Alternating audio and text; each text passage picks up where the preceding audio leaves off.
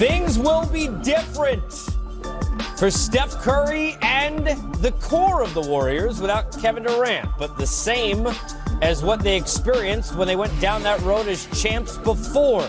A road James Harden's trying to go down, as now this could go down as the most pressure-packed moment of his career. As we welcome you in to what is a huge night and a big Game 6. It is Game Time Live, playoff edition. The Friday Night Live crew back in effect on what night is this?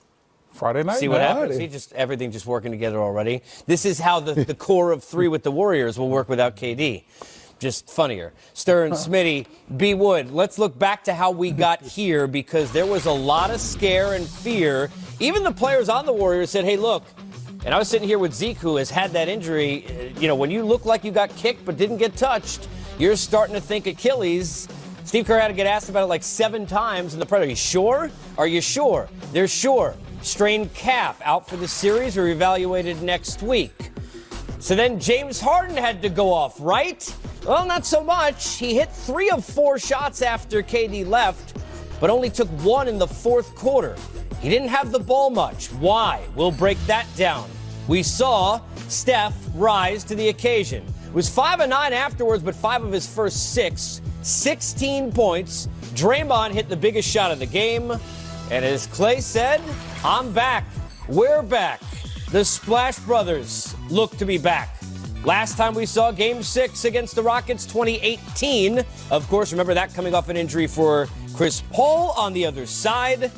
They both stepped up, as they did in the fourth quarter. So Steve Kerr and company have been here before, but they know there's a task at hand, playing without the best in the league right now.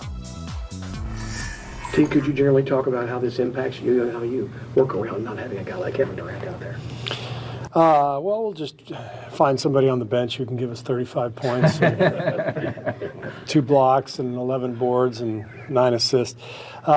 He's been the best player in the NBA in the playoffs. He's been phenomenal. I know I got to play well. I got to be aggressive. I like to shoot the ball better. All those type of things. But confidence stays the same. Just play my game. So I didn't wake up today with extra weight on my shoulders or anything. I feel like that every single day. So just play basketball and have fun doing it. A year ago at this time, the Warriors had extra weight on their shoulders. That's because they were facing elimination, and then, they were able to bounce back. Of course, CP3 and this injury, one that even going well through the offseason, Mike D'Antoni and company being asked, do you think that maybe if he was there, you would have? Well, now it's a different story for both teams, and for the Rockets, a different kind of pressure. But let's begin with the Warriors. So they've been here before, during the regular season and in the postseason, either before and really during the time he's here, he's been hurt too. They played without KD. Steve Kerr saying tonight things will maybe be different, some new looks. What do you expect offensively from a team without Kevin Durant on the floor? Well, Steve Kerr is right. It'll definitely be a new look without a guy who's averaging 35 points. The way he's been shooting the basketball is not only just the 35 points, B. Wood and Casey, for me, is he's so efficient. And they having a hard time, like most people, guarding a guy that's 7 feet. You're just not a matchup for him. So now you turn your page on how they play before Kevin Durant. This is still a championship team that's been around, but they had the ultimate weapon in Kevin Durant. It's going to be different, but is it doable? Yes. Now you step up and have more opportunities for Clay, more opportunities for Steph Curry, and you're okay with those guys. It's just now there's some guys that's not used to taking some of these shots that haven't taken them in a while. They have to step up now and knock down shots. They all seem to step up, B. Wood, in terms of not just their game, but even Andre Iguodala saying that Boogie Cousins was involved. Everybody kind of galvanizing each other. And then on the floor, we saw, Brennan, a far different Steph Curry hit 5 of his first 6 shots after KD went down. Well, Steph understands what time it is. This is a guy that is a 2-time MVP. This is a guy that has won 3 NBA titles. So when he saw KD go down, he understands he's the leader of this team. Even when KD's out there, he's still the leader. KD's their best player, but Steph is the leader, and leaders understand in these type of situations, you have to galvanize the team, you have to bring everybody together, and then you have to step up take and make big-time shots. We know Steph Curry can do that. He's made them in the past, and he just has to get back now to being the old Steph Curry, who was a little bit more aggressive. Steph dialed his game back slightly because he needed KD to fit in. He wanted KD to feel comfortable. Now that KD's there, he has to go back to 2015 Steph Curry, bombs away, letting it fly, getting it done from all angles. And look, sometimes great competitors, when they're challenged, they rise. Draymond hit the big shot. We talk about what Klay did afterwards and the defense and some of those plays. But the last time we saw Steph without KD, it was the different, more aggressive, the ball in his hands and playing off of what he does. We look back a couple of years ago. Take us through, Smitty, the last time in a playoff situation against Cleveland without KD. It's all what we've been seeing and also what B. Wood said. It's a total different step because of a Kevin Durant, and rightfully so. But this is the old Steph, and let's watch here. Has the basketball. You see Draymond Green comes up, set the screen. Let's watch, freeze it. Draymond Green is not swinging it to anybody else. He's not looking to shoot. He swings it over. You see it's intercepted by Patrick McCall. This is the way they're going to be played. And I'm talking about usage inside of a half court. Andre Iguodala, B. Wood, he never looks at the rim. Did he have a layup? Had a layup, but he kicks it out to Steph, and now you see he kicks it out to Klay Thompson. These two guys, and what I mean by that is, and B. Wood, it used to be Steph Curry bringing it up, doesn't have a shot, kicks it to Draymond Iguodala, dribble handoff, runs off. He doesn't have it. He'll dribble, and he'll dribble around until they find him.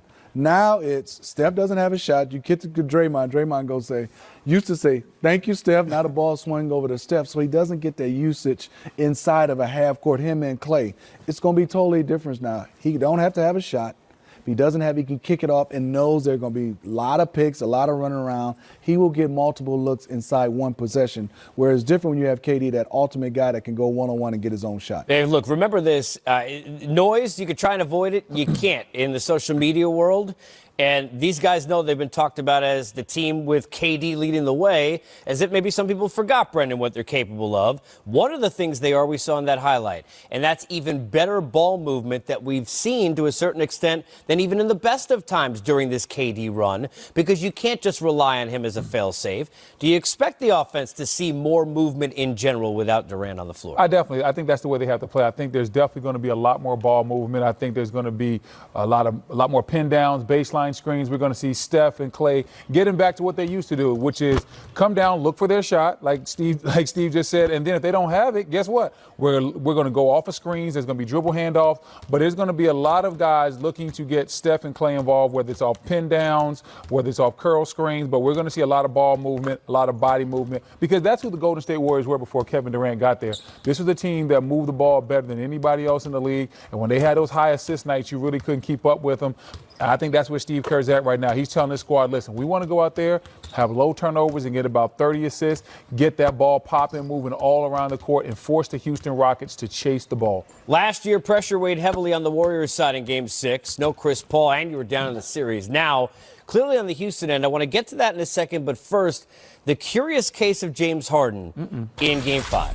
Because if you look at the numbers, and we're sitting here watching the game, he was efficient. He had a very, very good, he was 10 of 16 total from the floor, okay?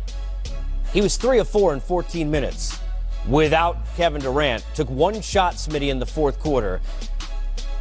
Is that on him not being aggressive enough as a star to say, I need the ball? Because if you look at who possessed the ball, it looked like Chris Paul 90% of the time legitimately in the fourth quarter.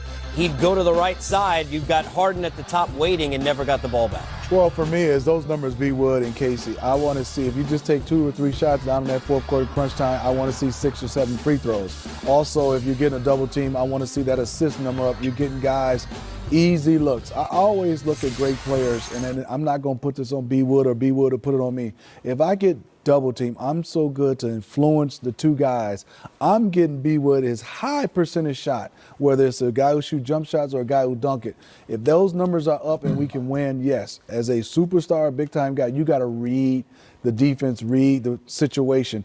I need those free throw attempts to go up. I need your usage rate to go up, or we can win this game. I don't mind if you don't score a lot, as long as we win and you can get assists. You get to that free throw line and we can win the game. But I want to ask you, Brendan, if I can, because in a lot of those instances, he never had the ball during those possessions. And between Mike D'Antoni and Chris Paul, who look, in an era of non-prototypical point guards, he's a guy who's a point guard. He understands the onus is to get the. How do you not? What's a different word for? He's more than a point guard when he's handling these dribbles. I'm saying it's more than even that. Until you agree, like go get the ball. How do you not? And go through your dribbling expedition. I want to see it. I want to see it in the But here's the thing, too, Smitty. Like, how do you not, Brendan? Well, you guys have been in these huddles. How does everyone not look and say, hey, look, Durant's off the floor. We have the Durant on the floor now, the unstoppable guy. Every single time, this is where you got to play isolation ball. Even with Durant on the floor. Yeah, I think it's one of those things where everybody gets a little bit of blame. Chris Paul, being the point guard, needs to know who needs to get the ball, and that needs to be James Harden. Second of all, Mike D'Antoni, as the coach, you're drawing up the plays. You have to call plays for James Harden. And then more importantly, James Harden has to go in that huddle like so many great players have done in the past and say, hey, give me the ball. I will never forget, I'm not sure what playoff game it was, but J.J. Barea, we were in Dallas, and he was dribbling the ball way too much. Dirk came to the huddle. You say way too much? Way too much. Dirk came to the huddle. He's like, hey, what you're doing is cute, but it's over. It's my time. Y'all get me to rock.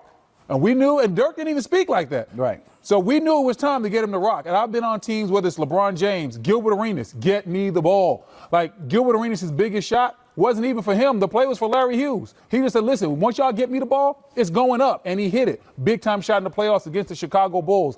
Big-time players, I know it's cliche, make big-time plays, but they also step up in those moments and say, listen, guys, I'm going to either take us to the promised land or I'm not, and I'm going to make good decisions, okay? I'm like you said, I'm either going to shoot the ball or I'm going to get fouled or I'm going to hit the shot. But what I'm not going to do is stand off in the corner and let somebody else take it. I've got a question later in the show about James Harden that I think might be the most important of the night, but I won't tell you what it is yet. You'll have to stay tuned. Is that a tease? That's what we call that. Do we call it foreshadowing? No, it's a tease. This is the sports business. We're not doing movies. Brendan. I think Game of Thrones. I just seen Avengers, though. Will join us on the show. And Arya Stark will be here, too. I hope she got that thing for you.